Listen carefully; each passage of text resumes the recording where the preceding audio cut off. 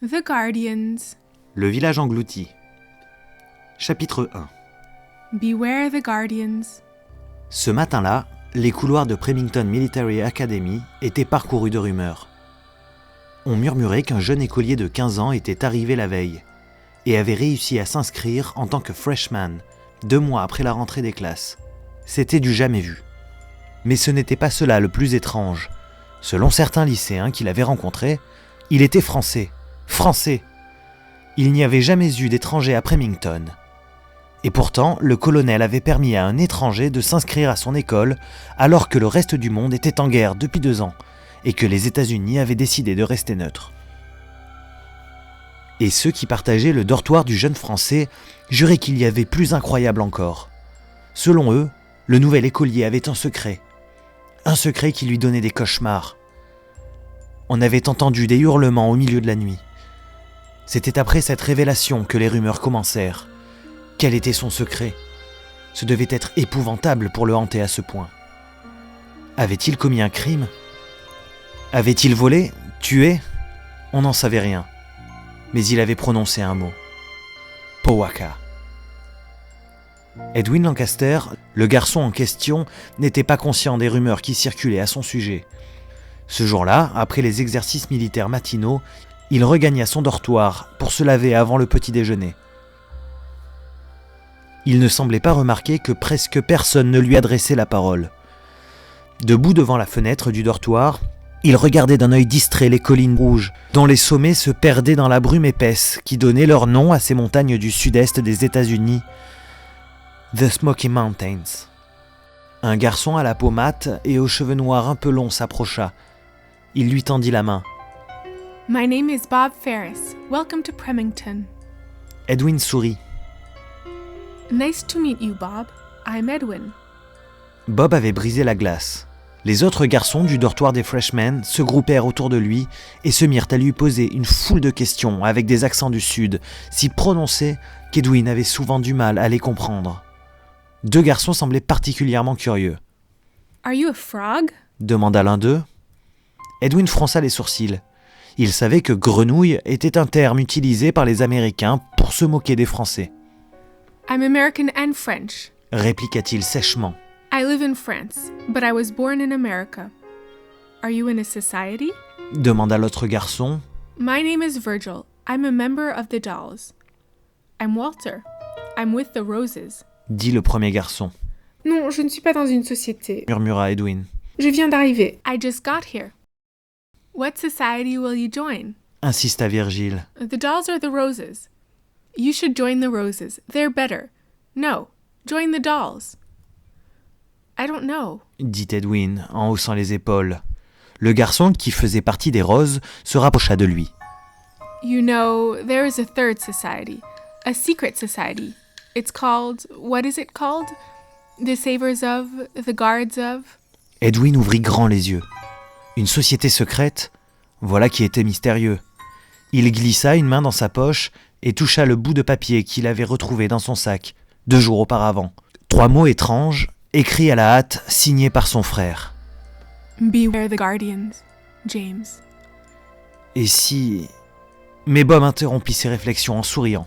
« Walter is making fun of you. » expliqua-t-il. « Everyone knows that the secret society is a myth. » Edwin se mordit la lèvre, vexé. Il n'était pas d'habitude si crédule. Soudain la porte s'ouvrit. Un senior entra, vêtu de son uniforme, une médaille sur la poitrine. Il était suivi d'un grand garçon aux cheveux noirs, arborant lui aussi une médaille. Les freshmen se rangèrent en ligne droite et saluèrent par leur nom et leur grade les officiers quand ces derniers passèrent devant eux. « Major Floyd Hunter, Lieutenant Peter Laswell, Junior Captain Horace Gordon. » L'officier, appelé Floyd, s'arrêta devant Edwin. Il le dévisagea pendant quelques secondes, puis il murmura. « What did you dream of? »« Nothing. » répliqua Edwin, mal à l'aise. Major Floyd l'étudia en silence encore quelques instants, puis il quitta le dortoir, suivi du lieutenant Peter et du junior Captain Horace. La première journée d'Edwin passa comme un éclair. Il suivit les autres freshmen à la chapelle où il fit la rencontre du colonel, le directeur de l'école. Puis il se rendit en cours de chimie, suivi par le latin et la trigonométrie.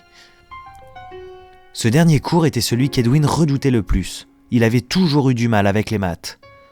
Entrant dans la grande salle, il vit un groupe mélangeant freshman, sophomore et junior.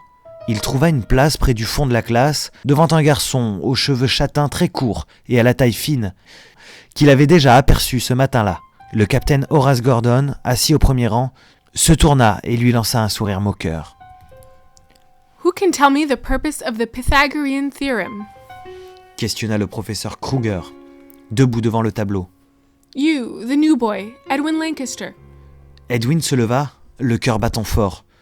Il fallait vraiment que le professeur l'appelle, lui. Il n'avait pas de chance. Je ne sais pas. In English, please, Mr. Lancaster. I don't... He's French, Professor Kruger. Ricana Captain Horace, de sa voix traînante du sud. At least he's not a rose. Riposta Virgile. That would be worse. Siffla un autre garçon. If he was French and a rose, he might as well leave. Les cadets se mirent tous à se disputer. Tandis que Kruger essayait de les calmer, Edwin entendit quelqu'un chuchoter. The purpose of the Pythagorean theorem is to find the unknown side of a right triangle. Quiet, quiet! Hurla Kruger. You two societies can fight if you want, but not in my class. Quiet. Well, Mr. Lancaster, what is the answer? Edwin répéta avec hésitation les mots qu'il venait d'entendre. Correct. Thank you, Lancaster. Now, Mr. Ferris, can you tell me? Edwin se retourna discrètement et vit le garçon mince aux cheveux courts. Thank you. Souffla-t-il. Après les cours, Edwin retrouva Virgile et Walter devant la cantine. I don't like Professor Kruger. Se plaignait Walter. He's strict. And he's German. Herman is German too. Dit Virgile. Well, he was born in America, but his parents are German. Herman? Répéta Edwin. Who is Herman? Herman is the boy who helped you in trigonometry. Répondit Walter. Edwin fronça les sourcils. Le garçon qui lui avait donné la réponse en cours de maths était donc allemand. Alors que son grand frère se battait en France contre les Allemands, lui, Edwin, venait d'en remercier un. It's not right. S'exclama Walter en voyant son expression. There is a war, but we let Germans in our school. It's not patriotic. But we're neutral. Fit remarquer Virgile. Real men aren't neutral. Real men fight. But then, you're a doll. Dolls don't fight. We fight better than the roses. Tout en se disputant, les deux cadets entrèrent dans la cantine. Edwin n'avait pas faim. Il les regarda s'éloigner pendant quelques instants, puis il se dirigea vers son dortoir. La salle commune était déserte. Edwin s'assit dans un fauteuil et ouvrit ses livres. Il essaya de réviser pour ses 2 cours du lendemain, mais cela l'ennuya vite. Ouvrant son sac, il en sortit le journal qu'il avait acheté avant de prendre le train pour Remington et parcourut rapidement la première page. Un article donnait les dernières nouvelles de la Grande Guerre. La bataille de la Somme, qui avait débuté le 1er juillet, continuait toujours. Les Anglais venaient de déployer leur premier char d'assaut. Edwin ferma les yeux pendant quelques instants, essayant d'imaginer son frère se battant au front. Quel danger James y rencontrait-il? Si seulement Edwin pouvait être avec lui. Soupirant, il replia le journal et voulut le mettre sur la table. C'est alors qu'il se rendit compte que le meuble avait disparu. Il se leva, mais il n'y avait plus de sol sous ses pieds. Il essaya de s'accrocher à son fauteuil. Trop tard, il tomba dans le vide, puis avec une violente secousse, il atterrit. Le ciel au-dessus de lui était mauve. Le sol était boueux et les rails de train sur lesquels il se trouvait étaient rouillés. L'air était si humide qu'il avait du mal à respirer. À l'horizon, il aperçut quelques tentes à l'apparence indienne, ainsi qu'un panneau en bois moisi. Il essaya de discerner les mots inscrits dessus, mais il était trop loin. Soudain, Edwin entendit un sifflement aigu. Un train apparut, faisant monter des nuages de fumée. Il essaya de bouger de toutes ses forces, mais il n'y parvint pas. Il ne pouvait pas s'échapper. Ses pieds étaient comme collés au sol. Le train de couleur rouge, rouillé et noirci par le temps, s'approchait. L'air lui brûlait les poumons. Des perles de sueur coulaient le long de ses tempes, sa veste trempée lui collait au dos. Le train n'était plus qu'à quelques mètres de lui. « I will die here », pensa-t-il. Le sifflement aigu se fit de nouveau entendre. Le train était devant lui, Dans un instant, il serait écrasé. Juste avant de fermer les yeux, il se tourna vers la pancarte en bois. Les mots inscrits dessus lui apparurent dans un éclat de lumière. Powaka. Edwin se réveilla en sursaut. Il était dans la salle commune, toujours assis dans le fauteuil. Another nightmare? Fit une voix. C'était Bob. Il se tenait debout devant lui et le regardait avec sympathie. It's nothing. Dit Edwin en rougissant. I have something for you. It will help you. Bob lui donna un curieux objet rond en bois, traversé par des fils sur lesquels étaient suspendues des plumes. It's a dream catcher. Expliqua-t-il. It will catch your bad dreams. Merci. Murmura Edwin en acceptant l'attrape-rêve indien. Tu l'as trouvé où? Where did you find it? Bob hésita, mais au lieu de répondre, il changea brusquement de sujet. This is bad. Dit-il, regardant le journal qui était tombé par terre. I don't like this war news. I'm not ready to fight yet. But you won't have to. You're a freshman. You can't be older than 15. I'm 18. Soupira Bob. I went to another school before. Edwin n'eut pas le temps de lui en demander plus. Le clairon se fit entendre et les cadets durent se disperser, chacun vers son dortoir. Edwin s'assit devant son bureau, il prit une plume et une pile de papier à lettres. Mais soudain, quelque chose glissa de la pile et tomba par terre. C'était un bout de papier. Il le ramassa et lut. Dear Lancaster, we are the Secret Society of Premington. We invite you to our initiation on Friday the 8th of November. We will meet at midnight near the big oak tree. I hope you are not scared of ghosts. Dangerously yours, The Guardians. Edwin regarda le message avec stupéfaction. Il n'arrivait pas à y croire. Il y avait donc réellement une société secrète, ce n'était pas une rumeur, et il s'appelait The Guardians. Beware the Guardians. Mais oui, il repensa aux mots étranges qu'il avait trouvés dans son sac. James lui avait dit de se méfier des Guardians. Edwin retourna la petite feuille de papier entre ses mains. Que devait-il faire? Il se sentait perdu. Chapitre 2. The Initiation. 23rd of October, 1916. Dear Edwin, by the time you receive this letter, you will probably be at Premington. Did you have a good trip on the boat SS St. Paul? Heureusement que les Allemands ont arrêté leur guerre sous-marine cet été. J'espère que tu comprends pourquoi j'ai dû prendre la décision difficile de te renvoyer aux États-Unis et à Premington. Tu as 15 ans, nos pauvres parents ne sont plus de ce monde et je ne peux plus m'occuper de toi. Je n'avais pas le choix. Tu ne pouvais quand même pas te battre au front avec moi. La vie est dure ici dans les tranchées, tu sais. Nous sommes entourés d'ennemis invisibles. Ils se cachent autour de nous et quand ils se font connaître, il est trop tard. Mais à vrai dire, les Allemands ne sont pas le plus gros de nos soucis. Des rats énormes ont élu domicile dans nos tranchées. L'air est humide et la nourriture mauvaise. Ceux qui ne sont pas blessés ou tués par balle tombent malades. Je ne te dis pas tout cela pour te faire peur, mais pour que tu comprennes. Le front, ce n'est pas un endroit pour un enfant. I am happy that you are back in America and that you are going to Premington like father. Je t'aurais raccompagné aux États-Unis si je n'avais pas senti l'obligation morale de me battre pour la France. Je ne suis peut-être pas français, mais j'ai vécu ici si longtemps que j'ai l'impression de l'être. Please write to tell me how you are. Write in English. It's good practice. With love, your brother, James Lancaster. P.S. By now, you've probably found the message I left in your bag. I know you are wondering about it. If you are having strange dreams, it's because of what you saw when you were young. Being in Premington may bring back memories. But please, don't write to me about the message or the dreams. I'll tell you everything when we see each other in person. Edwin lut la lettre avec un pincement au cœur, puis il regarda le post-scriptum. Selon James, il faisait des cauchemars à cause de quelque chose qu'il avait vu quand il était petit. Ses rêves avaient-ils un lien avec les Guardians? 6th of November, 1916. Dear James, thank you for your letter. I am fine. The boat trip was good. School is okay, but I have a lot of homework. How are you? Your letter worried me. I hope you are fine. With love, your brother, Edwin Lancaster. Le 8 novembre arriva enfin. La journée sembla interminable. Edwin ne savait pas quoi faire. Aller à cette initiation alors que James lui avait dit de se méfier des Guardians? Ne pas y aller et rester dans l'ignorance. Finalement, la curiosité prit le dessus. Après tout, James lui avait dit de se méfier des Guardians, pas de les éviter entièrement. Edwin était tellement anxieux qu'il n'arrivait pas à se concentrer sur quoi que ce soit. Si bien qu'en trigonométrie, professeur Kruger se fâcha. Mr. Lancaster, how many times must I say your name? If A equals 5 and B equals 12, what is C? 13. Chuchota Herman. 13. Répéta Edwin en rougissant. I don't need your help, Herman. Dit-il d'une voix sèche. Le cours de maths était fini et les cadets étaient sur le chemin de la cantine. You didn't answer. Répliqua Herman. I was thinking of the answer. But I believed...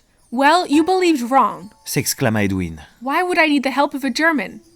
Herman ouvrit la bouche, puis la referma. Brusquement, il tourna le dos à Edwin et partit. Wait, Herman. I didn't mean... Mais Herman fit comme s'il ne l'entendait pas. Tant pis. Se dit Edwin. De toute façon, je n'ai rien dit de mal. Mais il n'avait pas la conscience tranquille. Il mangea son repas en silence, ne participant pas aux railleries de Walter et Virgil, qui, bien qu'inséparables, se disputaient sans cesse. Il ne pouvait pas s'empêcher de penser que James n'aurait pas parlé de cette manière à Herman. Enfin, la nuit tomba. Le clairon annonçant le couvre-feu sonna et Edwin s'enfonça dans sa couverture, toujours habillé, se pinçant pour ne pas s'endormir. Quand sa montre indiqua qu'il était minuit moins 20, il se leva et sortit en veillant à ne pas faire de bruit. Il traversa le terrain sur lequel les cadets faisaient leurs exercices militaires, serrant sa veste contre lui et essayant de ne pas salir ses bottines.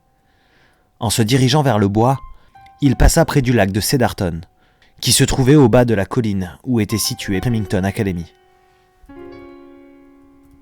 C'était la première fois qu'il voyait cet endroit de nuit. Il ne put s'empêcher d'avoir un frisson en voyant les montagnes rouges qui bordaient le lac et dont les sommets se perdaient dans la brume. Leur reflet donnait à l'eau trouble une inquiétante couleur mauve. Il longea le lac et arriva à la lisière du bois. Il se hâta de trouver l'arbre indiqué. C'était un grand chêne au feuillage vert foncé, presque bleu, qui surplombait les autres arbres. Edwin attendit en silence pendant un long moment, se demandant si on lui avait de nouveau joué un tour. Soudain, les silhouettes blanches sortirent de la pénombre. Edwin regarda les longues capes pointues. Elles ressemblaient un peu aux costumes des Ku Klux Klan, une société de racistes dont il avait appris l'existence dans un film sorti l'année précédente. L'intrigue du film, The Birth of a Nation, se déroulait au cours des années 1860, pendant la guerre de sécession, alors que les nordistes se battaient contre les sudistes esclavagistes. Le film avait eu beaucoup de succès. Aussi, James et lui avaient été étonnés de voir à quel point il glorifiait cette société d'hommes soi-disant courageux qui persécutaient les Noirs.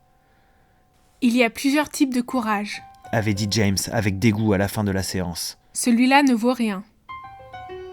Ce film avait tellement marqué Edwin qu'en arrivant à Remington, dans le sud des États-Unis, il avait été étonné de n'y trouver aucune personne noire. D'ailleurs, à part lui et Herman, les cadets semblaient tous venir de familles aristocrates et blanches des environs. Une voix ténébreuse coupa court à ses réflexions. « Are you Edwin Lancaster? » C'était manifestement un garçon. Edwin avança et parla d'une voix forte. « Yes, I am. What do you want? » Le garçon fit un geste d'approbation. « We are the secret society of Premington. You are here for your initiation. If you are noble and courageous, you have nothing to fear. If you are scared, beware.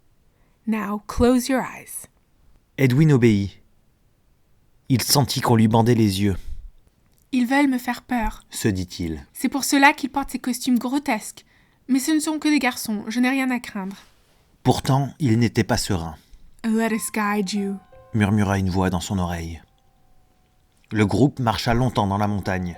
Edwin calcula qu'ils avaient dû parcourir au moins 2 kilomètres. Enfin, ils s'arrêtèrent. « Jump. » fit une voix. « What? » murmura-t-il. « You are on top of a mountain. It is 100 feet high. The lake is below you. Jump. » Le cœur d'Edwin battait fort. Une chute de 100 pieds, cela lui ferait certainement mal. Et il ne voulait même pas faire partie des Guardians. Il n'avait qu'à partir. Mais une fois encore, sa curiosité prit le dessus. S'il voulait en apprendre plus sur cette société, il devait sauter. Il n'avait pas le choix. Respirant profondément, il prit son élan et... sauta.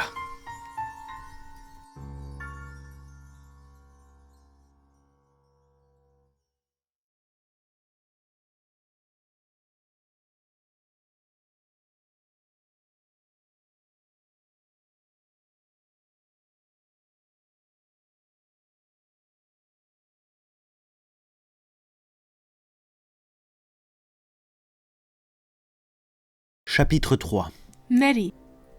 Edwin retomba aussitôt. Ce n'avait été qu'une ruse. Il n'était pas au bord d'un précipice surplombant le lac. Il entendit des rires autour de lui. Son saut avait dû être ridicule. Il se sentit bête. On lui enleva le bandeau. « You have been noble and courageous. » fit le garçon qui avait parlé avant. « Follow me. The night is only beginning. » Le personnage se retourna et Edwin aperçut ses chaussures. Il avait déjà vu ses mocassins quelque part. Troublé, il suivit la bande jusqu'au lac. Il vit maintenant qu'ils avaient dû tourner en rond. Le lac n'était qu'à 500 pieds du soi-disant ravin. « Climb in. » dit le garçon en montrant du doigt un canot. « Okay, Captain Horace. » murmura Edwin. L'autre l'attrapa par le col. « What did you say? What did you call me? » En parlant, sa capuche tomba. Il y eut un long silence, puis Captain Horace Gordon sourit, montrant ses dents blanches pointues. « Got you. I scared you, didn't I? » Edwin regarda Horace avec méfiance. Il ressentait une aversion à son égard qu'il ne pouvait pas expliquer. Après tout, il ne savait presque rien de lui, si ce n'était qu'il était le cadet le plus riche de l'école et qu'il possédait une motocyclette. Mais cela n'expliquait pas le malaise ressenti par Edwin. C'était le sourire. Il y avait quelque chose dans le sourire d'Horace qui semblait faux, cruel même. « You're not with the Guardians, are you? » demanda-t-il. « Well, no, I'm not with the Guardians. Not yet. They don't exist. » dit une voix qu'Edwin crut reconnaître. Était-ce Walter ? « We are the Roses, expliqua Horace. one of the societies of Premington. Will you join us and wear our society pin? » Il lui tendit une broche en forme de rose. Il lui montra la sienne, accrocha à sa veste. Edwin regarda le mauvais sourire d'Horace.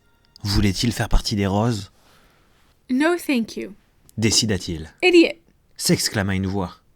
Sans prendre le temps de répondre, Edwin reprit le chemin de Premington. Il rentra au dortoir à l'aube et se glissa dans son lit. Il avait encore 1 heure pour dormir. Il ferma les yeux et un sourire s'esquissa sur ses lèvres. James serait fier de lui. 15th of November, 1916. Dear Edwin, now that you have been in Premington for a few weeks, you must know English. Maybe you have even forgotten your French. Certains disent que la guerre se terminera bientôt. Moi, je n'en suis pas si sûre. Ils disaient cela en 1914, et voilà maintenant 2 ans que nous sommes en guerre. Parfois, j'ai l'impression que je vais rester au front pour le restant de ma vie. C'est interminable. Tant d'hommes sont morts, et pour une raison tellement bête. L'assassinat d'un seul homme. Est-ce vraiment notre affaire si l'archiduc d'Autriche est tué par un Serbe à Sarajevo ? Bien sûr, ce n'est pas la seule cause de la guerre. Il y a aussi les colonies et la course aux armements. Mais c'est quand même extraordinaire que nous ne puissions rien faire contre tout cela. J'envie aux États-Unis leur politique isolationniste, si seulement nous ne nous mêlions pas des affaires de nos voisins. Si le combat se termine bientôt, je viendrai te rejoindre aux États-Unis cet été. I'm sad that we can't celebrate Christmas together as a family. I miss you.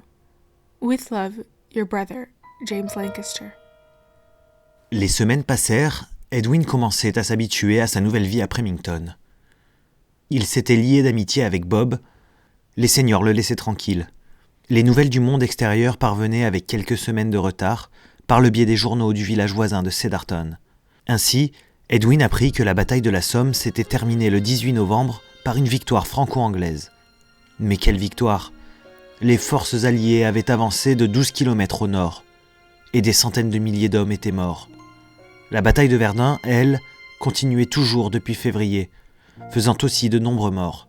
Edwin se demanda avec un serrement de cœur si son frère avait participé à ces batailles. 1st of December, 1916. Dear James, I miss you so much. Soon it will be Christmas. I hope that you will be able to stop fighting for the day. I have made a few friends. I do not like the military exercises, though. I would have preferred to be in a real high school. In Premington, we are not called students. We are called cadets. And some senior and junior boys have ranks. There are 2 senior officers, Major Floyd and Lieutenant Peter.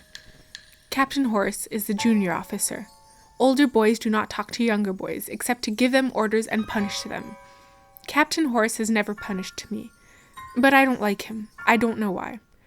I also do not like the Premington societies. There are 2 of them, the Roses and the Dolls. They are always fighting.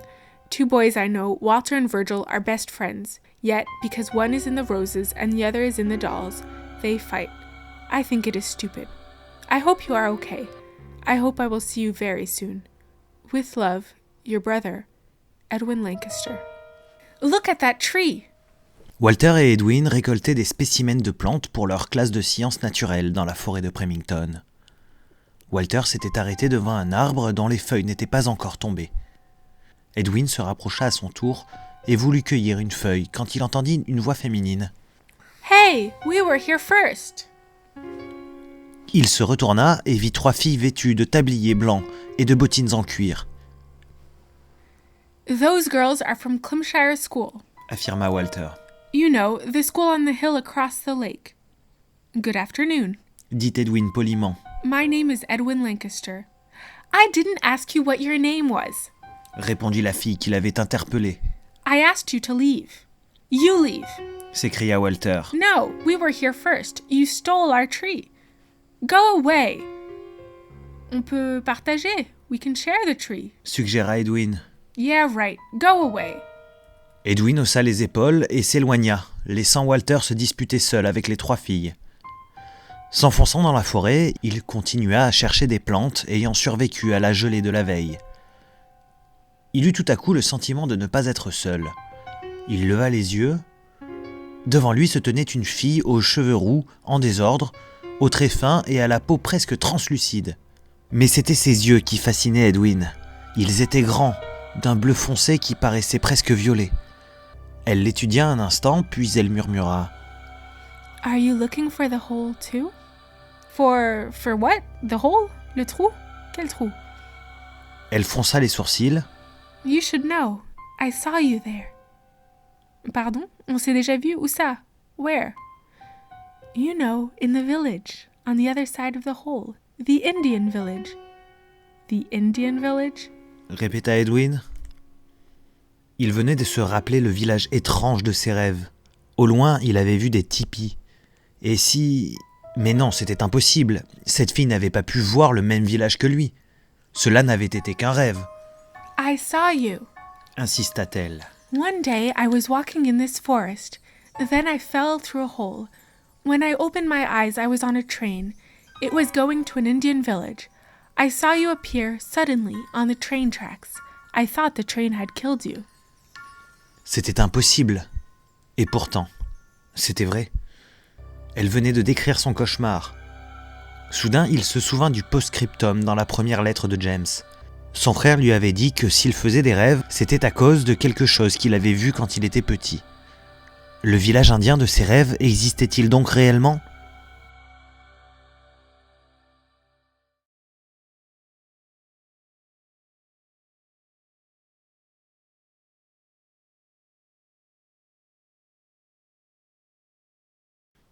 Chapitre 4 The hole.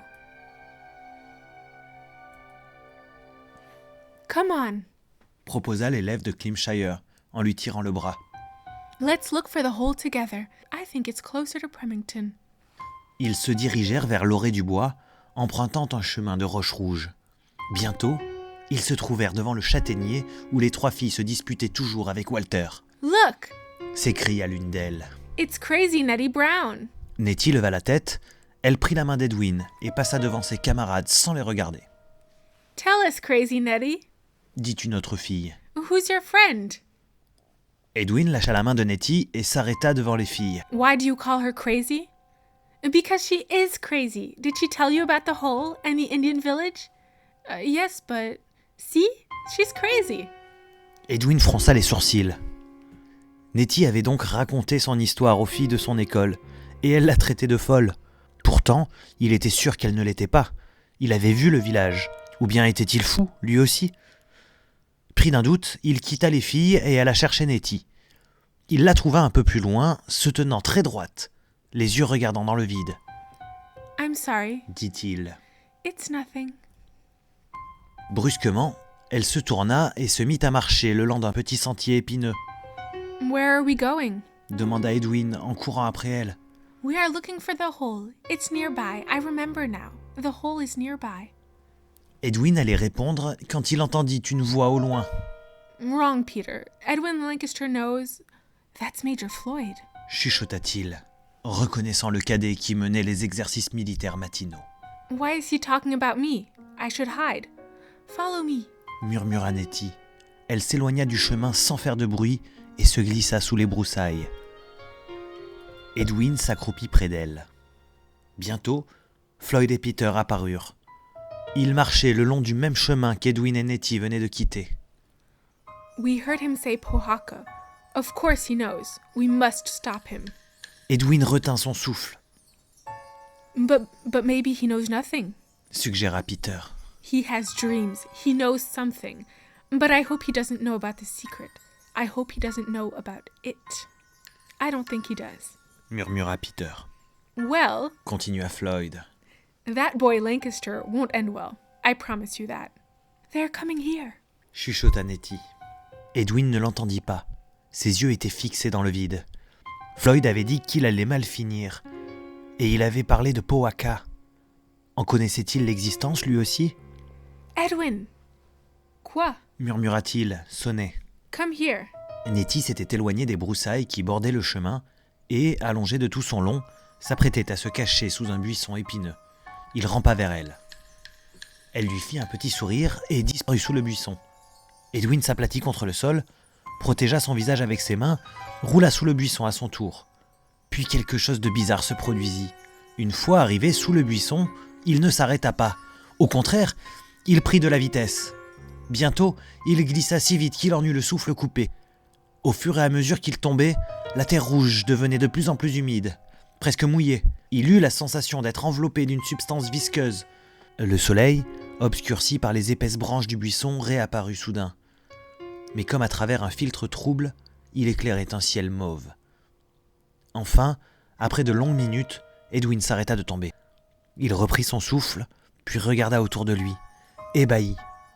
Il se trouvait dans une prairie recouverte de boue. Le ciel était mauve, l'air humide. Devant lui était une ligne de chemin de fer.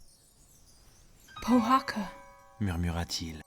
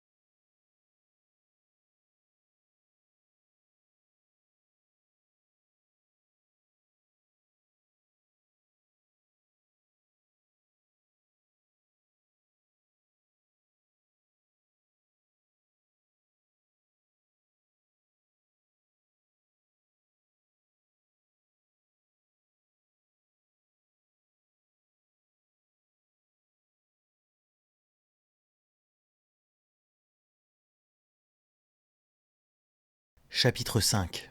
Powhatan. I told you, didn't I? s'exclama Nettie. I told you we were close to the hole. Let's go. Edwin la retint. Wait, I don't understand. Follow me. Suivant les rails de train rouillés, ils descendirent des roches rouges recouvertes de boue.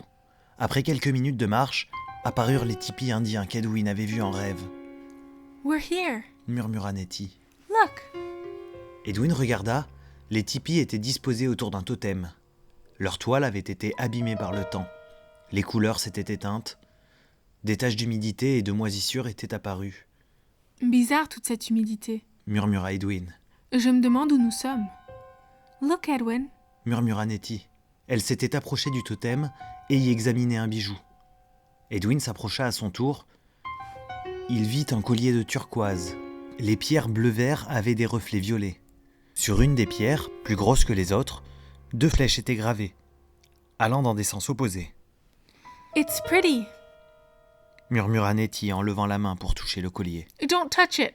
S'écria Edwin en la retenant. Il sentait, sans savoir pourquoi, que ce serait une mauvaise idée de toucher ce collier, ou quoi que ce soit appartenant à ce monde étrange. Why? Demanda Nettie en faisant la moue. I don't know. I don't like this place. Where are we, Nettie? Les yeux de Nettie étincelèrent. We're in a magic place, Edwin. Chuchota-t-elle. A secret world. No one knows about it. No one but us. And Floyd and Peter. Ajouta Edwin. En se rappelant la conversation des officiers, il eut un frisson. Les seigneurs avaient mentionné le mot de Powhatan. Et son nom à lui. Que savait-il et qu'avait-il l'intention de faire? Who are Floyd and Peter? They are boys in my school. Soupira Edwin. Very important boys. Well, we can share Pohaka with them. Edwin ne dit rien, mais il n'avait pas l'impression que Floyd et Peter étaient du genre à partager. Let's go. Dit brusquement Nettie. Now that we know where the hole is, we can come back whenever we want to. Je ne suis pas sûre de vouloir revenir. Murmura Edwin. But how do we go back to Premington? Ils explorèrent le petit village, cherchant le passage qui les ramènerait à Premington. Les environs étaient déserts et le silence devenait pesant. À l'intérieur des tipis se trouvaient des pots d'animaux, des bols et des marmites en terre. Dans plusieurs endroits autour du campement gisaient de petits tas de bois morts qui avaient dû servir à faire du feu. Edwin avait l'impression que le village avait été déserté très soudainement. There! Nettie montra du doigt une flaque d'eau boueuse aux reflets violets. Une image gravée dans la terre, au fond de la flaque, se reflétait dans les filets d'eau sale. 2 flèches, le même symbole que celui qui se trouvait sur le collier de turquoise du totem. Jump! Dit Nettie, In there? murmura Edwin en regardant l'eau boueuse. Yes, let's go. Elle lui prit le bras et l'entraîna dans l'eau. Edwin eut encore l'impression d'être plongé dans une substance froide et visqueuse. Il tomba de plus en plus vite et atterrit finalement avec violence sur la terre ferme. Il ouvrit les yeux, crachant et toussant. That was fun. S'exclama Nettie. Can we go back? Edwin, qui s'apprêtait à sortir de dessous le buisson, tourna la tête et la regarda d'un air ahuri. No, we will never go back to that place. Not until I know what it is. Do you know, Nettie? Do you know about Pohaka? Do you know about the Guardians?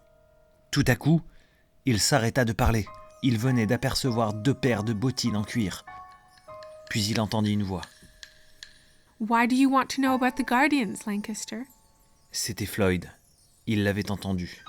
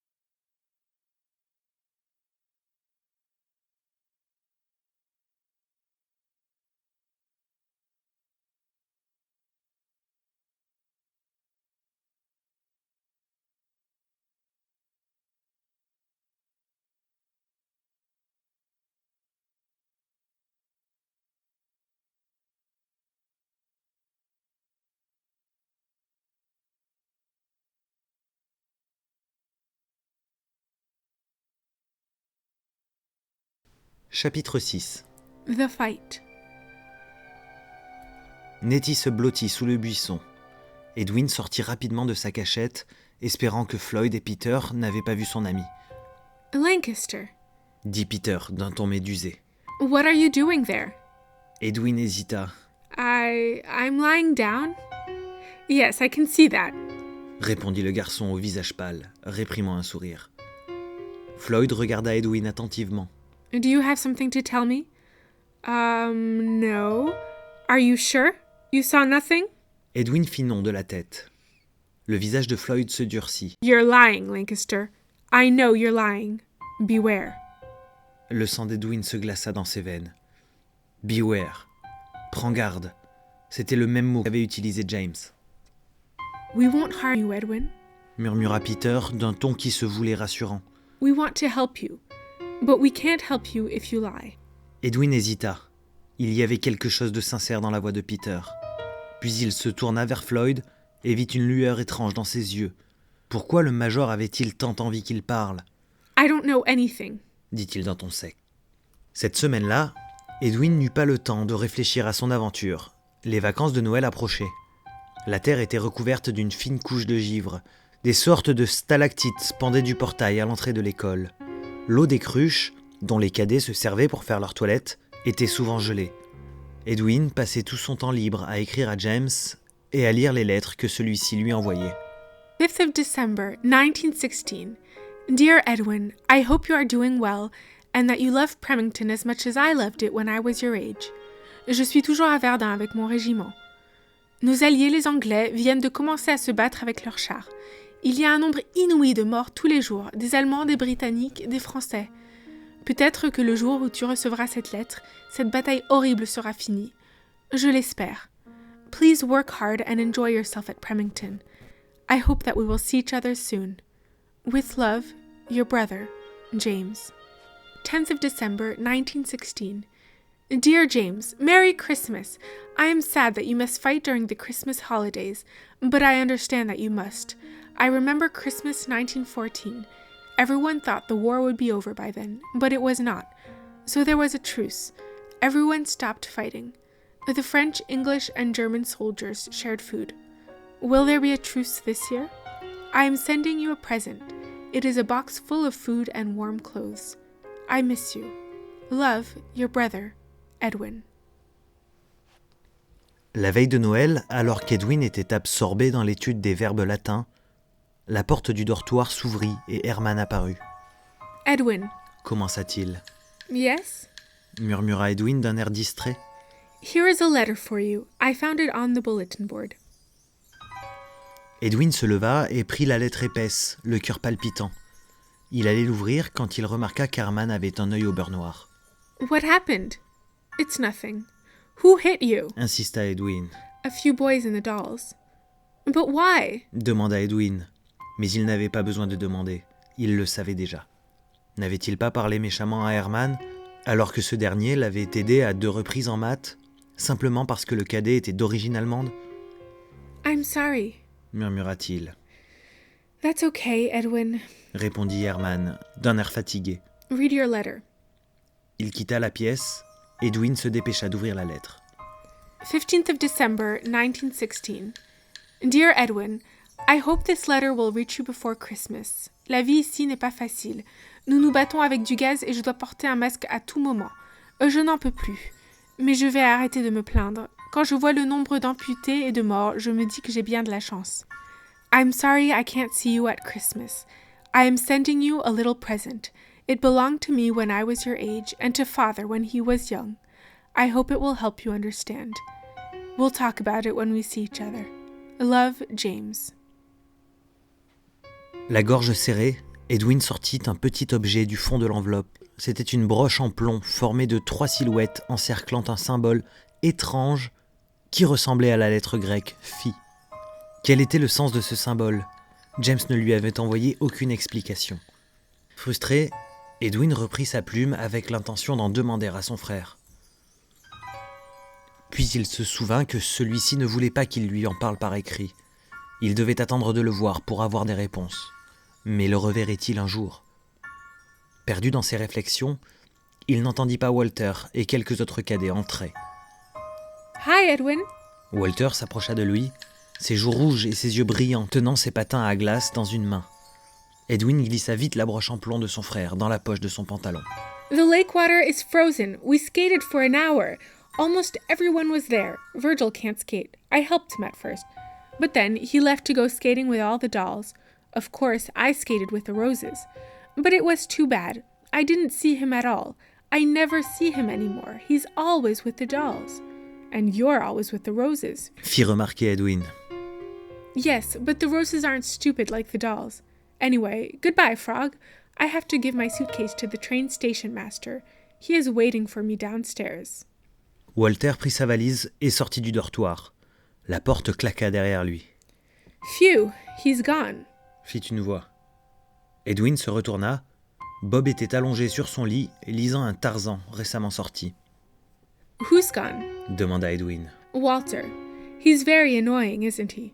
I don't like the boys who belong to societies. They're always fighting. That's right. You don't belong to a society, do you? No, I don't. I don't like to fight. But you will have to. Dit Edwin. If we enter the war. I think we will. I hope we don't. But if we do, I won't fight. I will refuse. I'm not ready. Why not? Pourquoi ne te sens-tu pas prêt à combattre? Bob baissa la tête et ne répondit pas. Tell me, Bob. Continua Edwin, regardant la trappe-rêve qu'il avait accrochée au-dessus de son lit. Where did you get that dream catcher? Il y eut encore un silence, et Edwin se dit que Bob, comme d'habitude, ne lui répondrait pas. Mais soudain, le cadet redressa la tête, une lueur de fierté dans ses yeux. I'm a Cherokee Indian. What? Souffla Edwin. Tu es indien? Je ne savais pas qu'il y avait des Indiens à Remington. Bob sourit. A long time ago, there were a lot of Indians here in the Smoky Mountains. My ancestors lived here too, but they were chased away by the white people. Now, my family lives in a reservation, and I was sent to a school that teaches Indians your ways. Edwin essaya de suivre son histoire. S'il comprenait bien, les ancêtres de Bob avaient vécu dans ces montagnes il y a longtemps, mais ils en avaient été chassés par des Blancs. Et maintenant, ils vivaient dans une réserve indienne. Bob, lui, avait été envoyé dans une école spéciale qui poussait les jeunes Indiens à assimiler la culture des Blancs. Cela devait être à cause de ces années passées dans cette école que Bob était entré si tardivement au lycée. Bob changea brusquement de sujet. So, are you staying in Remington during the Christmas holidays? I'm staying too. Really? You are? Yes, Herman is staying as well. We'll have fun, you'll see. Le matin de Noël, les pelouses, les allées, les bâtiments furent entièrement nappés de blanc. L'école était presque déserte. La plupart des 40 élèves de Remington étaient rentrés chez eux. Le clairon sonna et Edwin, Bob et Herman se dirigèrent vers la cantine. Au centre de la salle se dressait un sapin décoré de chandelles. La grande table était recouverte d'une nappe de dentelle blanche. Au milieu se trouvaient des brins de houx et des branches de lierre. Une dizaine de cadets étaient groupés autour de la table, dont Floyd, Peter et Horace. Ils attendaient pour s'asseoir le signal du colonel. Quand tout le monde fut arrivé, il s'assit et le dîner commença. Tout en mangeant, Edwin écouta la conversation du colonel, de Kruger et de Spencer, le troisième professeur de l'école, à laquelle participaient les seniors. Il parlait de l'entrée imminente des États-Unis dans la guerre. I don't believe that America will stay neutral much longer. Disait le colonel. Soon we will go to war. I think so too. Répondit Kruger. President Wilson wants America to stay neutral, but he always listens to Teddy Roosevelt. That man likes to fight too much. Don't speak badly of an ex-president. Plus, Roosevelt is right. We have no choice.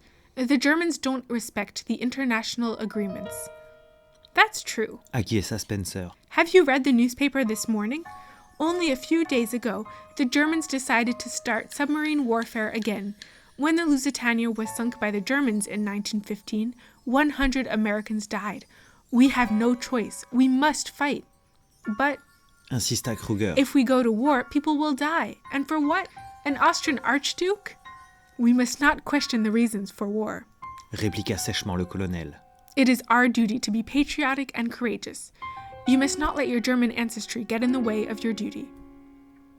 Finissant son dîner, il s'adossa contre sa chaise et alluma une pipe, I think America should go to war. déclara Floyd. Me too.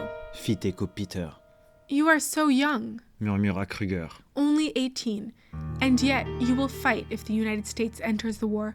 You will fight and you may die. Horace se dressa. 18 years old is old enough to know that there are no good Germans. Sa phrase fut coupée par un bruit de métal. Herman avait laissé tomber sa fourchette sur son assiette. Il se leva brusquement, ses poings crispés. Shut up! Il y eut un silence. Edwin regarda Herman, stupéfait. Il ne l'avait jamais entendu hausser le ton. Les insultes proférées par les cadets à l'égard de son pays ancestral le blessaient-elles donc à ce point ? Horace se leva lui aussi et dévisagea Herman durement. What did you say? I said, shut up! I won't listen to you insult my parents' country. Shut up! Horace sourit froidement, montrant ses dents pointues. Make me shut up. Herman hésita, Sit down. ordonna Spencer. Spencer, Intervint le colonel en levant une main pour faire taire le professeur. this is a boys' argument. As dinner is finished, I think we can let them work it out. If I were you, I would be ashamed. Dit Horace à Herman. Ashamed to come from a terrible country. Ashamed that my countrymen are the enemy. Aren't you ashamed, Herman? I'm not ashamed. Fit Herman, prenant un pas vers Floyd. Who says Germany is the enemy? I do. Riposta Horace. And everyone here does too. Herman s'avança encore. Well, in Germany, they say you are the enemy. Say that again. Siffla Horace, l'attrapant par le col. Say that again, and I promise you. Il chuchota quelques mots dans son oreille. Now, Continua Horace. what do you want to say? Herman le regarda, le visage blême. I want to say I'm sorry. Horace le lâcha. Herman sortit de la salle précipitamment, Germans are all cowards. déclara Floyd. You see, they worked it out. Fit remarquer le colonel à ses collègues. It's good to let boys work out their problems. Edwin serra les dents. Il voulait prendre la parole pour se plaindre, défendre Herman, mais que pouvait-il faire face au directeur de l'école et à des seniors ? Il soupira, That's why I don't want the other cadets to know I am an Indian. chuchota Bob dans son oreille. At Remington, they don't like those who are different.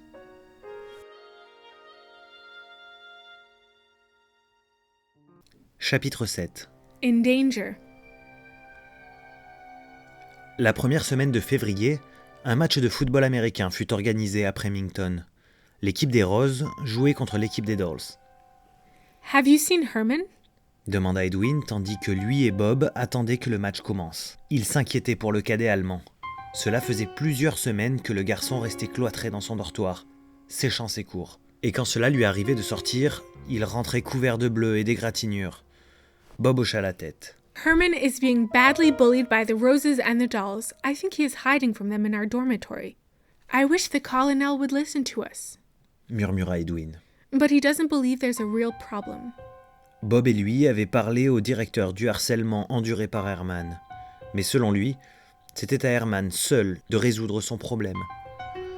Le colonel avait également interdit à Edwin et à Bob de dénoncer leurs camarades de classe. Cet acte était, selon lui, ce qu'il y avait de plus bas, de plus lâche. I think Herman is planning to go home. Chuchota Bob. Edwin n'eut pas le temps de répondre. Les deux équipes venaient de faire leur entrée sur le terrain. Go Roses! Cria Walter, installé à côté d'Edwin. Dolls! Dolls! Dolls! Fit Virgile, qui était assis un peu plus loin. Les deux équipes jouaient bien. À la première mi-temps, le quarterback des Roses, Captain Horace, avait déjà fait 2 touchdowns. Mais les Dolls, eux, avaient réalisé 1 touchdown et 2 field goals. Les scores étaient à égalité, à 12 points. Il ne soutenait pas une équipe en particulier, mais Edwin était tout de même rivé à son siège. À la deuxième mi-temps, Horace se démarqua davantage, et les Dolls ne réussirent pas à rattraper son équipe. 60 minutes plus tard, le match finit sur un score de 27-23 en faveur des Roses. Les Roses se mirent à chanter. Stupid dolls will make you dance. Oh, dolls, you don't stand a chance. You play badly, we play well. We're the Roses, and you smell.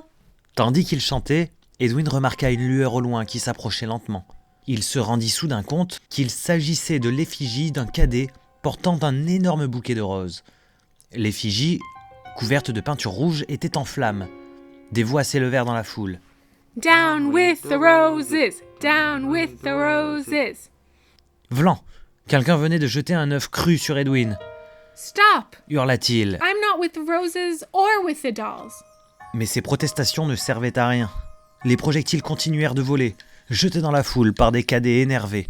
Insultes, coups de poing et coups de pied se succédèrent, et bientôt, la violence devint générale. Joueurs et spectateurs se jetèrent dans la mêlée. Walter et Virgile se roulaient par terre, échangeant des coups et se déchirant les vêtements. Let's go! Cria Edwin. Les deux amis se frayèrent un passage dans la foule et parvinrent avec difficulté à quitter le terrain. I wondered when this day would come. Murmura Bob quand ils eurent regagné leur dortoir. The day when there would be war at Premington. Le lendemain, les tensions entre les Roses et les Dolls n'étaient toujours pas retombées. Heureusement, les élèves étaient en congé ce jour-là. Pourtant, partout où il allait, Edwin voyait des Roses insulter des Dolls cracher sur des Roses menacer et même frapper les Dolls. Walter et Virgile ne se parlaient plus. Pour échapper aux bagarres, Edwin et Bob décidèrent de passer l'après-midi à patiner sur le lac glacé. Ils passèrent derrière Floyd et Peter, qui étaient assis sur un banc, en pleine conversation. Depuis Noël, Edwin les voyait souvent ensemble, chuchotant d'un air préoccupé. Au début, cela l'avait troublé. Mais comme il ne l'avait jamais inquiété, il avait fini par ne plus y prêter attention. Mais cette fois-ci, il entendit un mot prononcé par Floyd. Pohaka.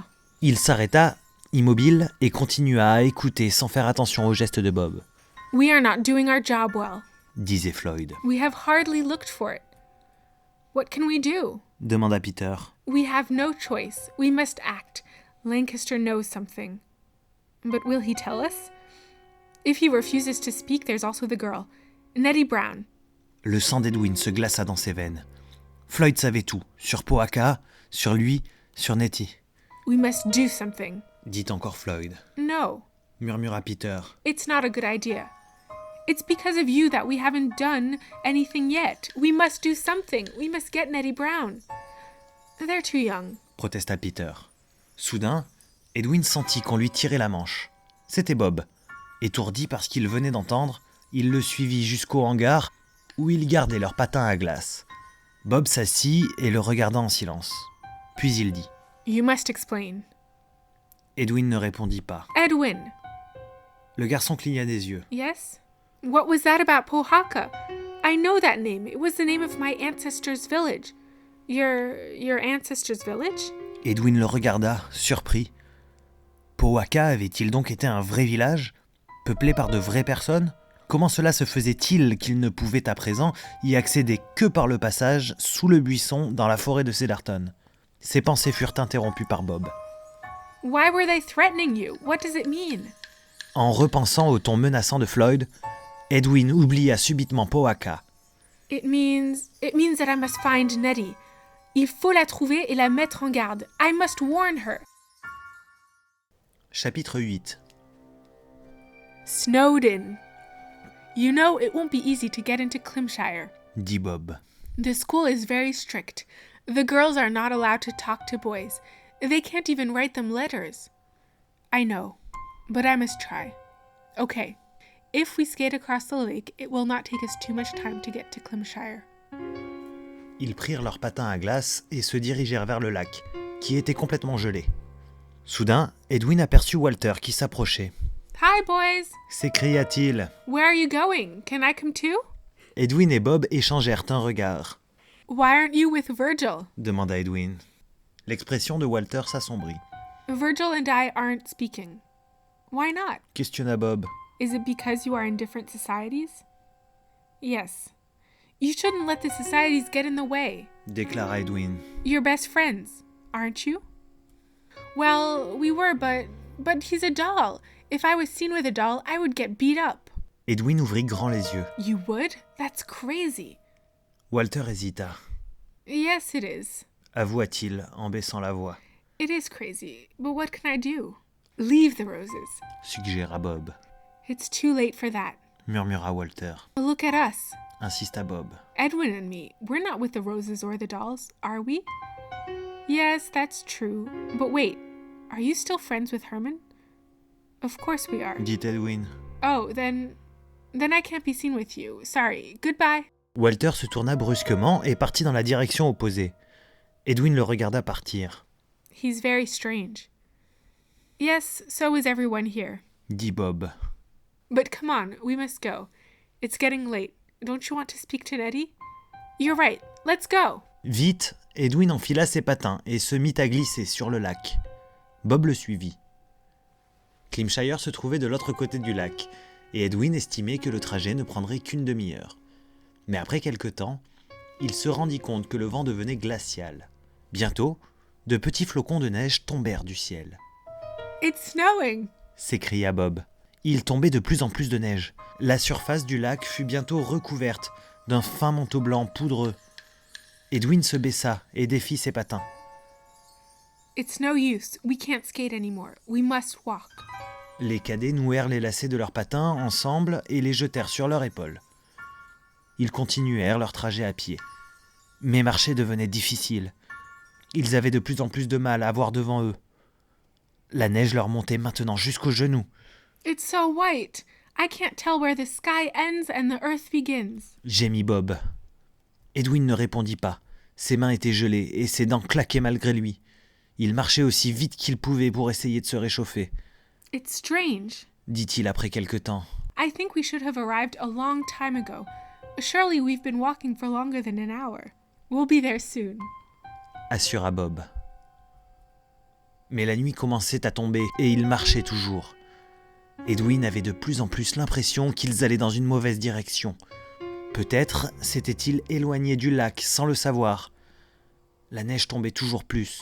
Il était impossible de voir plus que quelques mètres devant eux. Enfin, Edwin s'arrêta.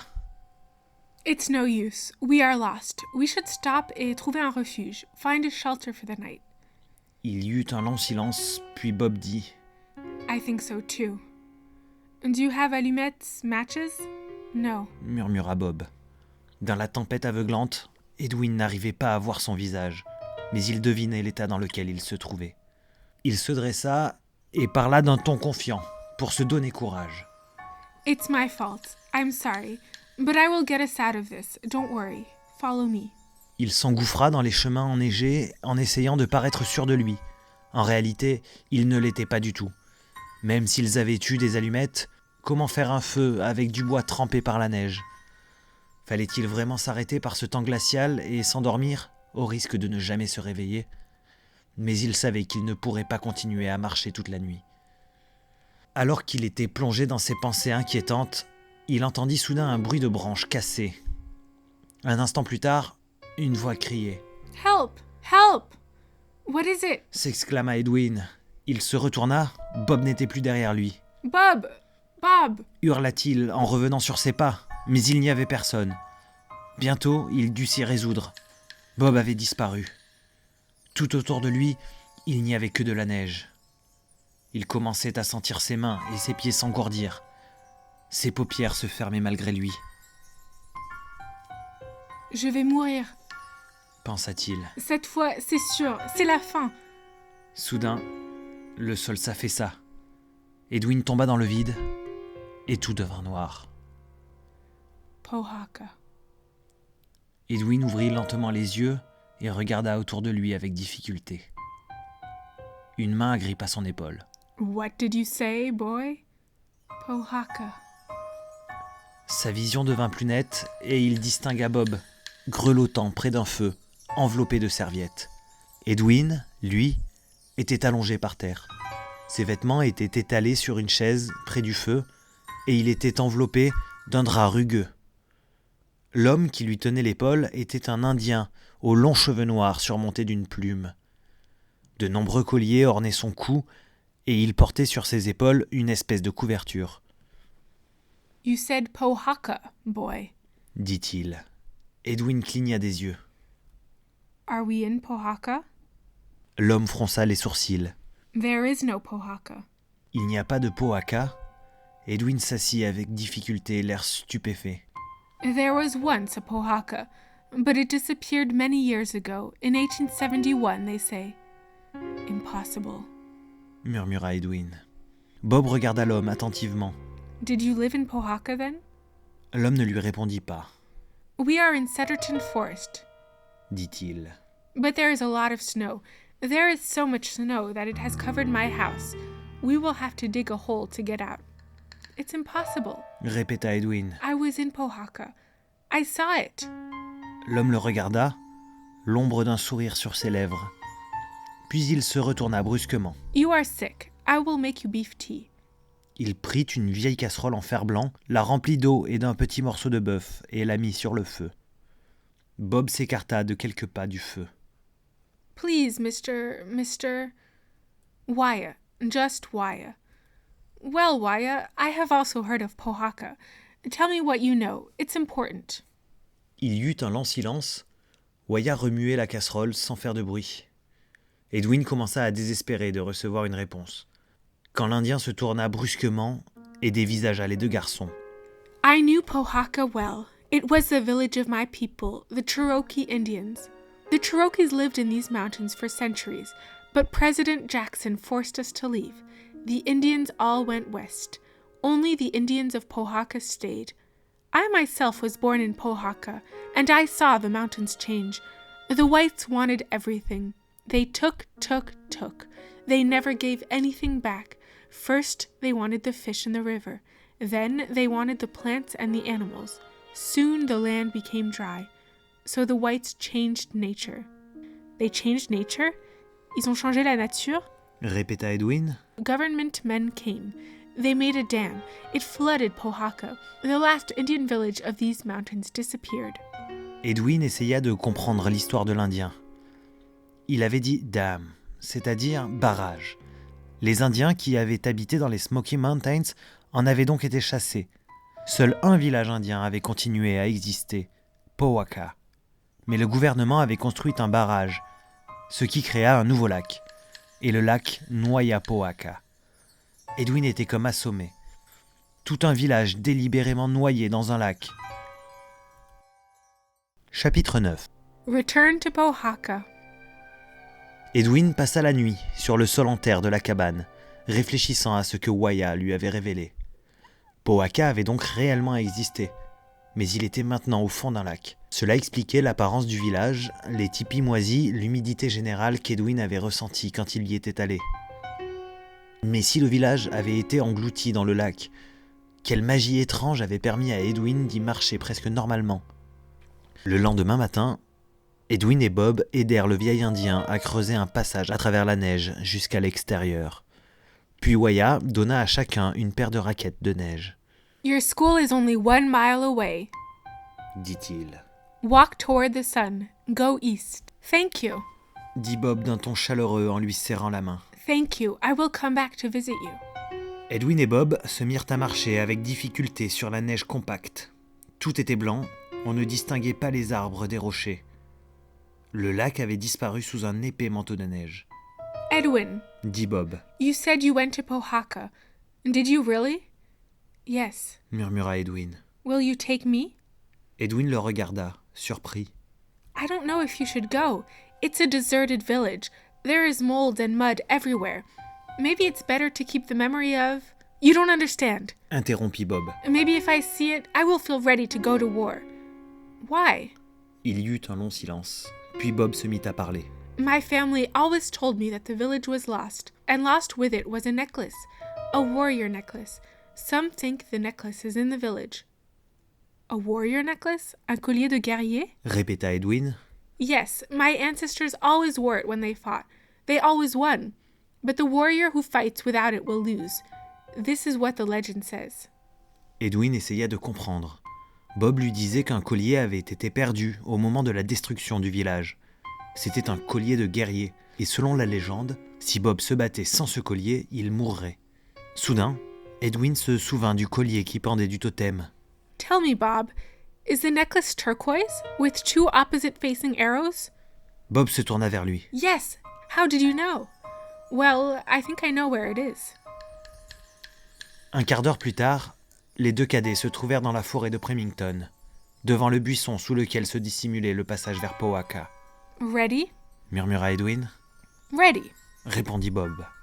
Retenant son souffle, Edwin s'accroupit. Il se faufila sous le buisson et sentit la terre sous ses pieds s'affaisser. En tombant, il ressentit la sensation familière d'une substance visqueuse qui l'entourait, avant d'atterrir sur la terre ferme. L'atmosphère dans ce monde était si lourde, si moite, qu'il avait l'impression que sa poitrine était comprimée. Devant lui se trouvaient les rails rouillés. Au loin, des tipis étaient dissimulés par la brume épaisse, omniprésente. Un bruissement l'alerta de la présence de Bob. « Well, Demanda-t-il, what do you think? mais Bob était si surpris qu'il n'arrivait pas à parler. Follow me. » dit Edwin. Il se leva et se mit à suivre les rails vers le village. Bientôt, les tipis furent visibles. « Powhaka. » Souffla Bob. Comme dans un rêve, il marcha lentement vers un tipi, vers un autre, toucha les bols en terre laissés par les habitants, les fourrures, les tapis tissés à la main, les petits tas de bois morts. « Bob, Fit Edwin en regardant autour de lui. we should not stay too long. » Bob ne l'écouta pas. Il avait aperçu le totem. Retenant son souffle, il s'y était dirigé et toucha maintenant d'une main tremblante le collier. « The warrior necklace. Murmura-t-il. My warrior necklace. » Bob souleva le collier, l'enleva du totem et le mit autour de son cou d'un geste naturel, comme s'il l'avait toujours porté. Edwin se sentit soudain très fatigué. « Bob, Insista-t-il. I think we should go. » Le cadet indien bâilla, Oh, not yet. We just got here. We'll come back. promit Edwin. Okay, but wait. I'm so tired. Bob s'appuya contre le totem et se frotta les yeux, Come on, Bob. murmura Edwin. Mais ses yeux se fermaient malgré lui. Il essayait de lutter contre sa fatigue envahissante, mais il n'y parvint pas. La dernière chose qu'il vit fut Bob, allongé de tout son long, d'une main crispée autour du collier, dormant profondément. Puis il s'assoupit, lui aussi. Ils furent réveillés par une pluie froide et gluante. Ouvrant les yeux, Edwin vit avec effroi qu'une immense étendue d'eau entourait Powhaka. D'énormes vagues menaçaient de se briser sur eux. Bob! Cria-t-il. Bob, wake up! We must go! Le cadet regarda Edwin d'un air endormi, mais quand il vit l'eau, il se leva d'un bond. How do we get out of this place? S'exclama-t-il. Edwin regarda autour de lui, désespéré. Les vagues se rapprochaient toujours plus, inondant tout sur leur passage. Il ne leur restait pas beaucoup de temps. Comment ferait-il pour retrouver la flaque d'eau violette et le motif aux 2 flèches? There! I see it! I see it! It's right over there! Mais au moment où Edwin parla, une énorme vague s'éleva dans les airs, droit devant lui. Bob lui prit le bras et le tira vers la flaque violette, Come on! Jump! Jump before it's too late! fit-il en plongeant dans l'eau. Edwin retint son souffle et sauta lui aussi, au moment même où la vague allait se briser sur eux.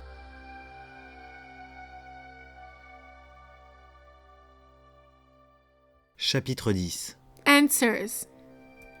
Toussant et crachant, les garçons refirent surface. Mais que s'était-il passé? Le buisson qui cachait le trou était devenu vert. La neige qui tapissait le sol, la glace qui pendait des arbres et des haies, tout avait disparu. À leur place avaient éclos toutes sortes de fleurs, des astères, des bégonias, des œillets. Le sol était couvert de mousse verte.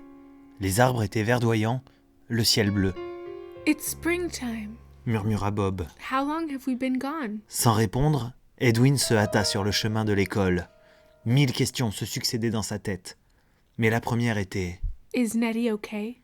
Il n'avait jamais réussi à la voir, à la prévenir du danger. Et maintenant, cela devait faire au moins 1 mois qu'il était parti. 1 mois où tout aurait pu arriver. Il essaya de se rassurer.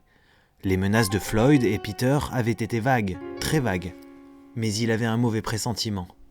Les mots de Floyd le hantaient. We'll get Nettie Brown. Comment était-ce possible qu'il soit resté si longtemps à Powhaka? La dernière fois, il était revenu quelques secondes après être parti. Mais maintenant tout était différent. Était-ce parce qu'il avait pris le collier? Il aperçut au loin les bâtiments de Premington. Il hâta encore le pas. Ce n'est qu'un rêve, a dream, un cauchemar. Nous sommes toujours en hiver, il fait simplement chaud, c'est pour ça que la glace a fondu. Nettie is okay, Nettie is okay. Mais il sentait que c'était faux. Quelque chose avait changé à Powhaka. Floyd et Peter savaient. Ils savaient tout. Qu'allait-il faire? Edwin frissonna. How long have we been gone? demanda encore Bob, I don't know. murmura Edwin. En arrivant à Premington, il vit un groupe de garçons assis sur un banc, leurs livres d'école ouverts. Good afternoon. S'écria-t-il en s'approchant. Can you tell me... Les garçons levèrent la tête. Edwin reconnut Walter et Virgile. Hello, so you're friends again? Demanda Bob. I'm glad to see that. Les garçons devinrent blêmes, What? insista Bob. You look like you saw a ghost. Walter se leva, chancelant. Edwin? Bob? Hésita-t-il. Is that you? Yes. Dit Edwin. Virgile se leva à son tour. We thought you were dead. Edwin écarquilla les yeux. What? But why? You left to go skating and never came back. Murmura Walter. We thought something bad happened to you. We thought you had fallen through the ice. We thought you were dead. Ajouta Virgile. But you're alive. I can't believe it. We'll have to tell the Indian reservation, Bob, that you're okay. I can't believe you kept that from us. You're an Indian. That's crazy. And my brother? Demanda Edwin. My brother James, did you tell him I was... Does he think I am... dead? Compléta Walter. Yes, he thought so. Le sang d'Edwin se glaça dans ses veines. He thought so? Why do you use the past tense? What happened? Les garçons se regardèrent. Well... Commença Walter, en baissant les yeux. Edwin le prit par le col. Tell me! Let go of me! Cria le garçon, essayant de se dégager de son étreinte. Edwin le secoua. Speak! He's dead. Lâcha-t-il. Sans réfléchir, Edwin lui lança un coup de poing en pleine figure. Walter s'écroula, hurlant de douleur. Stand up. Ordonna Bob. You're okay. He hit me. Pleurnicha-t-il. You lied to me. Accusa Edwin. I didn't lie. Your brother is dead. We think so. Précisa Virgile. But maybe he's not. We don't know. Edwin ferma les yeux. Je ne comprends pas. Qu'est-ce que ça veut dire, on ne sait pas? We don't know? Vous ne savez pas si James est mort? He disappeared. He is missing. Edwin s'appuya contre un arbre, pris de vertige. Ce n'était pas possible, Virgile devait se tromper. Arrête de raconter n'importe quoi. Hurla-t-il. James is not missing. Où est le colonel? Il me dira la vérité, lui. Where is the colonel? He's in Europe fighting. Murmura Walter. What? Why is the colonel fighting? America is not at war. Yes, we are.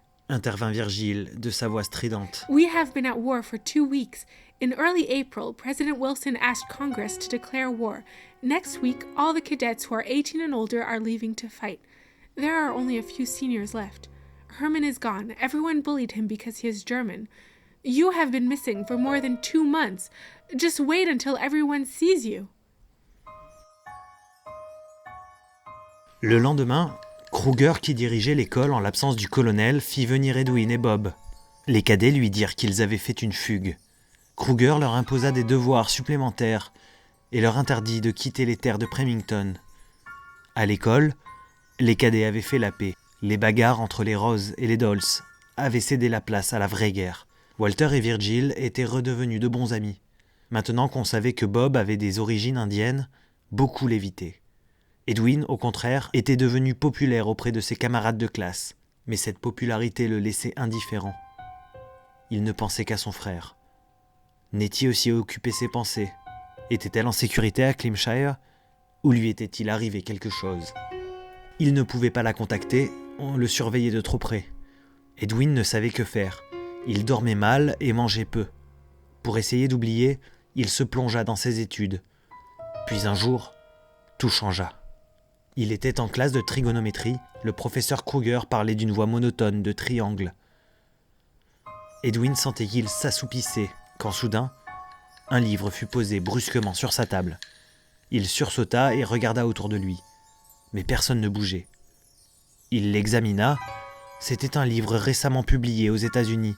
Le titre était The Interpretation of Dreams de Sigmund Freud. Edwin l'ouvrit. Un bout de papier s'en échappa et vola au sol. Il le déplia et lut les mots inscrits. Dear Lancaster, are you ready to give back what you took? Check one box. Yes?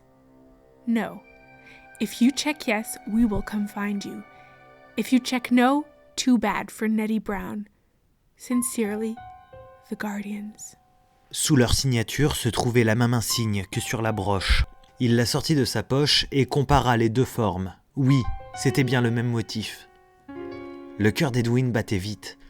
Il était donc arrivé quelque chose à Nettie. Et ce message... Non, cette fois, ce ne pouvait pas être une blague. Les Guardians, les vrais, voulaient le rencontrer. Et ils voulaient qu'Edwin leur rende ce qu'il avait pris. Le collier. S'il refusait, qu'arriverait-il à Nettie ? Il se souvint des mots de James. Beware the Guardians. Mais James n'était plus là, et Nettie était tombée dans les mains des Guardians. Il était le seul à pouvoir la sauver. D'une main hésitante, il cocha la case. Yes.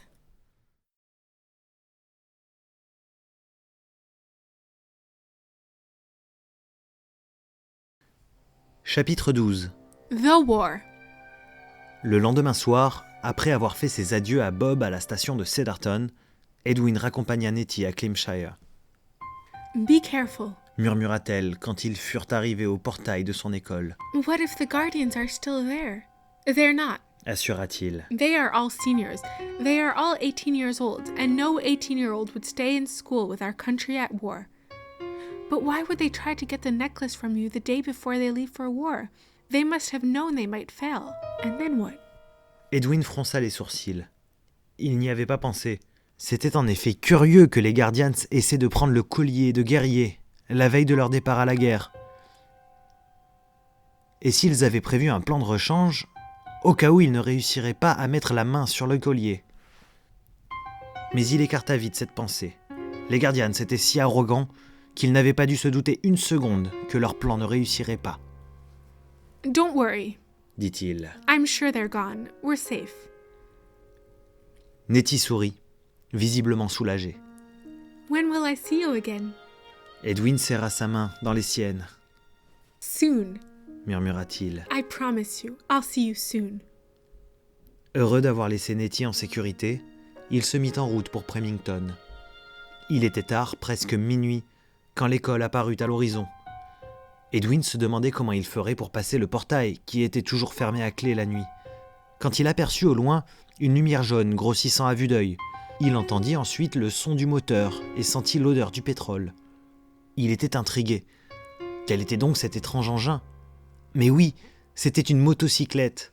Ce devait être Horace. « Move !» s'exclama une voix. L'engin s'arrêta brutalement devant lui. Le conducteur descendit, vociférant.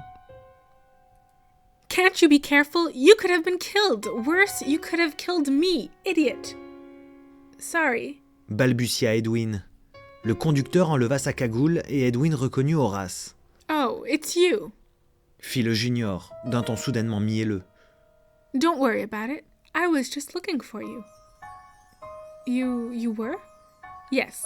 Come with me. » Sans donner à Edwin le temps de répondre, il le poussa vers la motocyclette.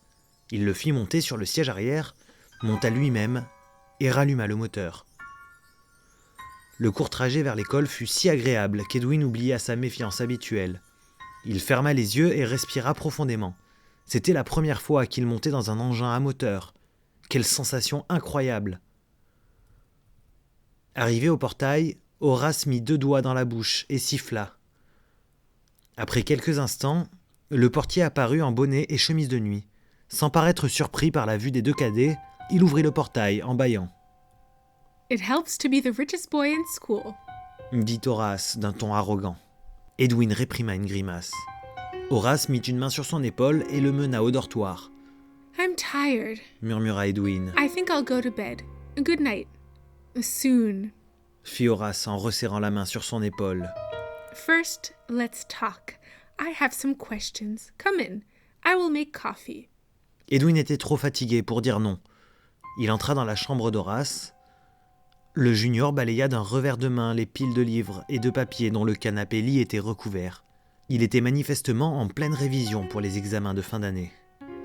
Épuisé par les aventures de la nuit, Edwin n'entendit pas le bruit de la clé dans la serrure.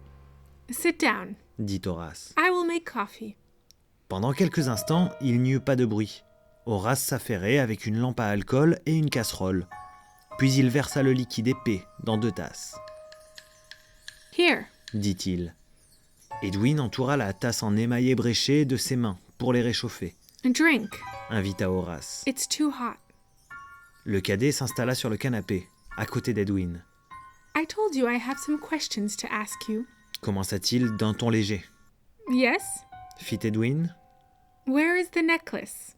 Les mains d'Edwin se crispèrent sur sa tasse. The necklace? Répéta-t-il. Yes. Well? La bouche d'Edwin devint sèche. I don't know what necklace you mean. Don't lie, boy. Tell me the truth. Edwin posa la tasse et se leva brusquement. I have nothing to say. Thank you for the coffee. Good night. Il se tourna et alla précipitamment à la porte, vaguement surpris de ce qu'Horace n'essaya pas de le suivre. Un instant plus tard, il comprit pourquoi. La porte était fermée à clé. Where is the key? Demanda-t-il, What key? fit Horace. The door is locked. Give me the key. Don't be stupid. Sit down. Drink your coffee. No. Come on. Drink your coffee. Let me leave. Horace Gordon se rapprocha d'Edwin, qui se rendit soudain compte de la taille immense du junior. Sit down. Dit Horace d'une voix dure. Drink your coffee. Why do you insist? Do you want to poison me? Horace sourit. Ses dents blanches et pointues lui donnaient un air de requin. Puis, aussi soudainement qu'il était apparu, le sourire disparut. Horace attrapa Edwin par le col et le secoua. Speak, boy. Tell me where the necklace is. Tell me. Never. Horace devint tout rouge. Il agrippa Edwin par son uniforme et le jeta avec force, tête première, contre le mur.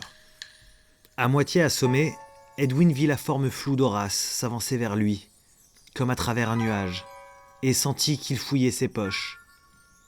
Horace sortit la broche en plomb qu'Edwin portait toujours sur lui.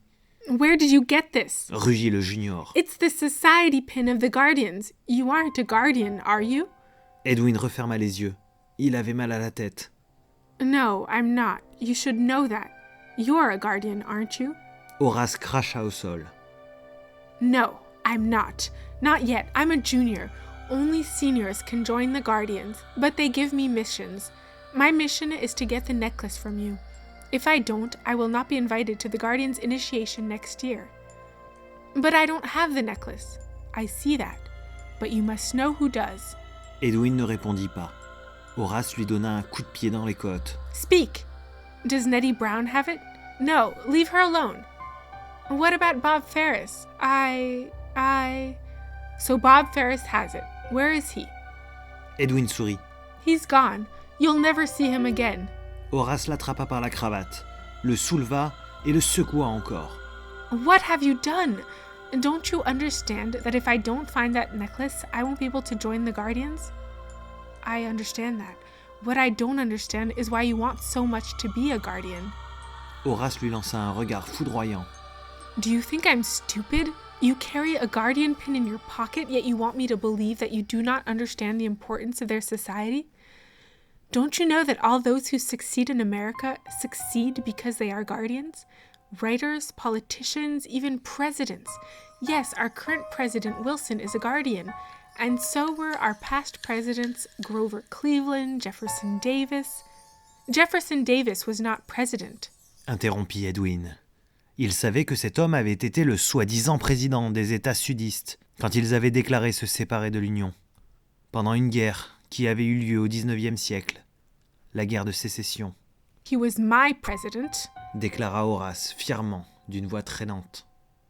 Il se regarda dans le petit miroir de son bureau, arrangea son col et sa cravate et se brossa les cheveux. So, you tell me Bob is gone. That means he must have taken the train with the intention of enlisting in the army. Very well. I will take the night train. I will not stop looking until I find him.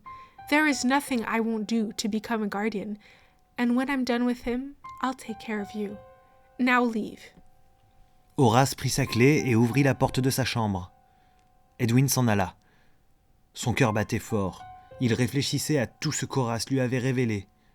Les Guardians étaient donc une société secrète puissante, si puissante qu'ils avaient infiltré les plus hauts niveaux de la société.